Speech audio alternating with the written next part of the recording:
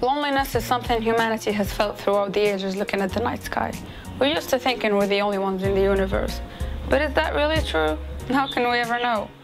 We've been detecting radio signals from outer space since the early 20th century, and so far, no signs of intelligence. However, the absence of evidence is not evidence of absence.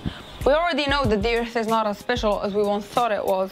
There are millions of habitable planets in the Milky Way alone, and the ingredients of life are some of the most common chemicals out there. So it's not unreasonable to think that life will evolve on one of those planets, become intelligent, make some technological advances, and then start looking for other life forms like itself.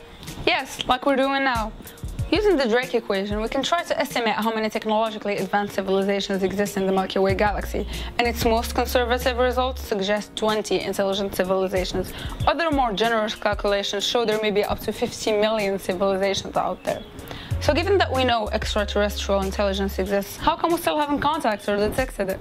To answer that, let's put that number into perspective. A kilogram of sand, which considering the density of sand and the diameter of each grain, has about 5 million grains. If that sand represented the Milky Way with each grain being a solar system, the number of systems with intelligent life would be 960. How much would they weigh? 100 milligrams. Which brings me to my first point. The Milky Way is huge. It's about 100,000 light years across and has between 200 and 400 billion stars. 50 million isn't that big a number, and we've only been detecting radio signals for 100 years. A civilization would have to be in a 100 light year radius from Earth for us to detect it, which again is extremely unlikely.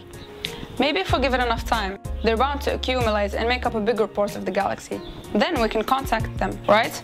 See, the problem is civilizations will most likely go extinct at some point, and it's very probable that the technological advancement of a civilization is precisely what endangers it.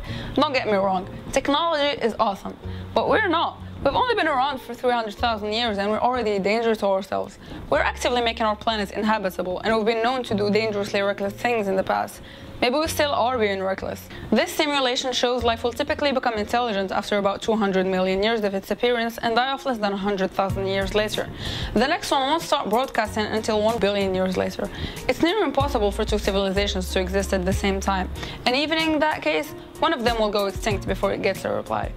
In the end, we're not totally sure. The truth is, we don't know enough about life to make accurate predictions. We only really have one sample of life in its evolution, terrestrial life, and it's hard to reasonably assume how and when other life forms will evolve based on just that one sample. Life could be way more probable than we think. To get a better answer, we have to gather more knowledge. Meanwhile, let's keep an eye out just in case.